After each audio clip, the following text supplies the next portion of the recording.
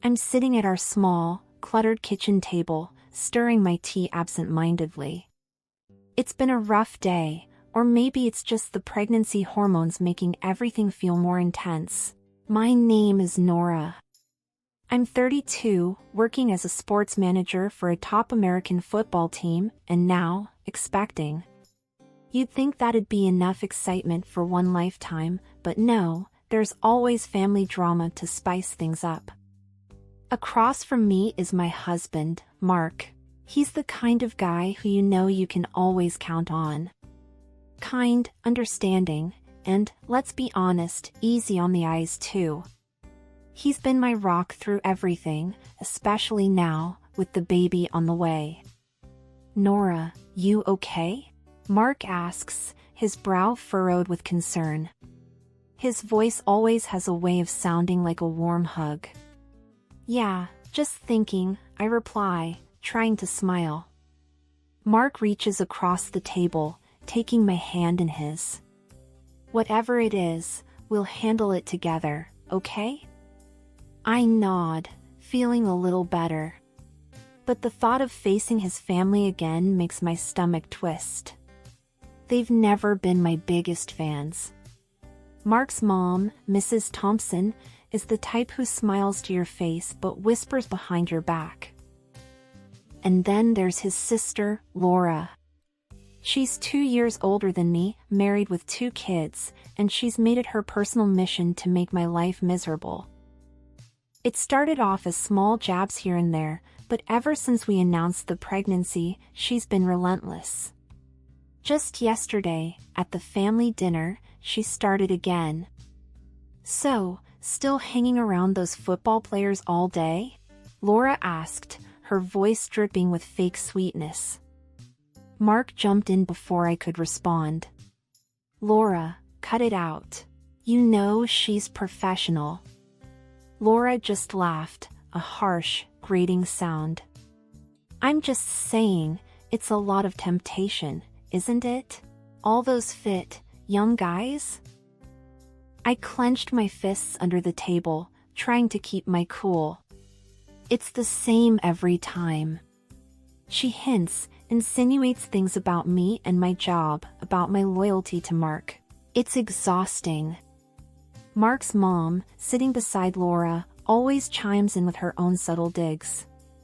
Well, we just want what's best for Mark, don't we? I remember looking at Mark, feeling a mix of gratitude and frustration. He's always there, standing up for me, but his family's words still sting. It's like they're waiting for me to slip up, to prove their point. Hey, Nora, Mark says, snapping me back to the present. You know none of what they say is true, right?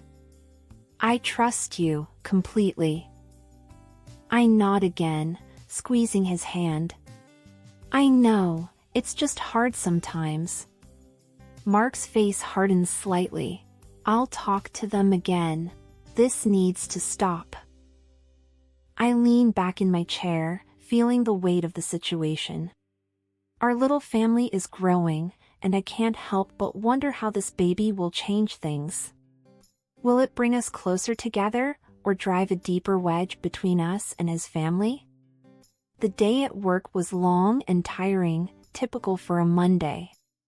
My mind kept drifting to the family drama, making it hard to focus on the reports piling up on my desk. I let out a long sigh as I finally pushed back my chair, ready to head home.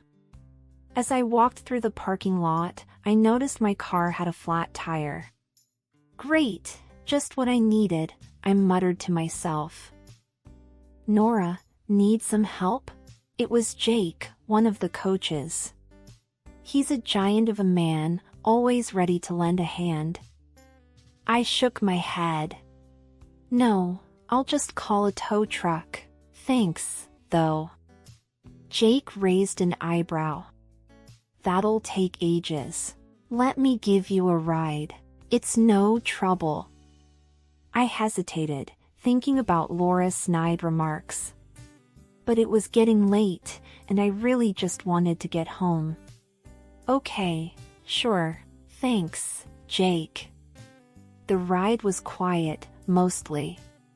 Jake asked about the baby, and I found myself talking about the nursery we were setting up. He dropped me off with a friendly wave, and that was that. Or so I thought. The next day, things took a turn. I was in the kitchen, pouring myself some tea, when Mark walked in, his face like a thundercloud. "We need to talk," he said, his voice tight. I felt my stomach drop. "What's wrong?" He held up his phone, showing me a video. It was me, getting into Jake's car. The angle was creepy, like someone was spying. "My sister sent me this," Mark said, his jaw clenched. "She's saying stuff about you and Jake."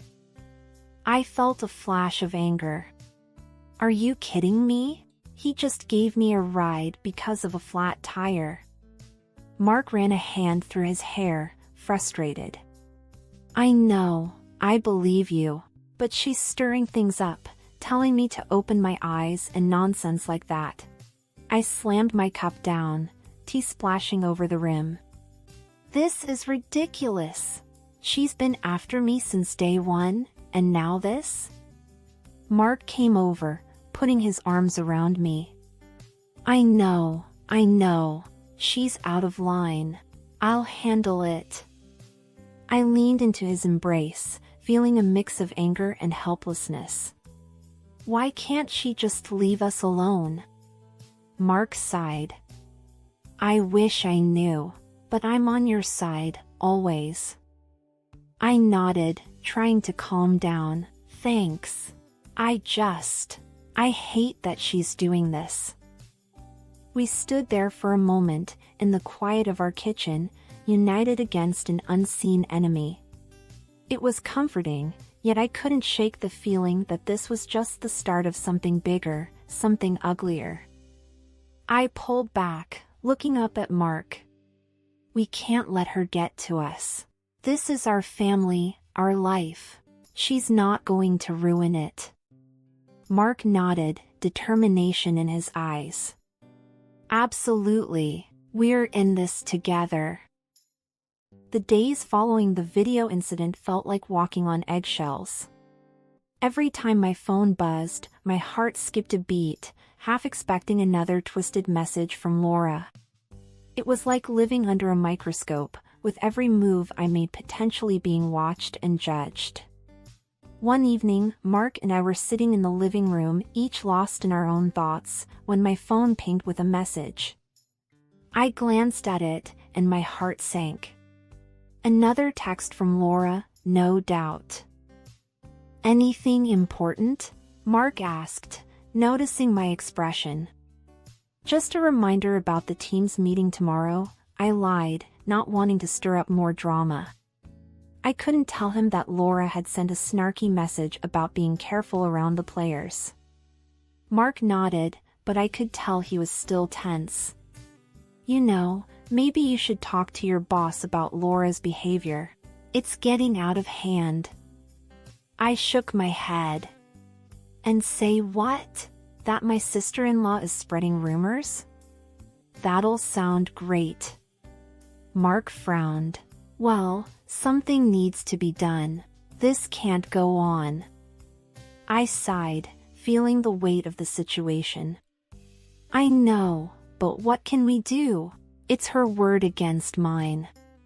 There was a silence, filled with unspoken worries and frustrations. Then, Mark stood up abruptly. "I'm going for a walk, need to clear my head." I watched him go, feeling a mix of guilt and helplessness. This whole situation was putting a strain on us, and I hated it. The next day at work, I tried to focus, but Laura's words echoed in my mind, making it hard to concentrate. During lunch, I sat alone, picking at my food, when my colleague, Lisa, sat down next to me. "Nora, you've been quiet lately. Everything okay?" Lisa asked, her brow furrowed in concern. I forced a smile. "Yeah, just a lot on my mind." Lisa leaned in, her voice low. Is it about that video? I heard rumors.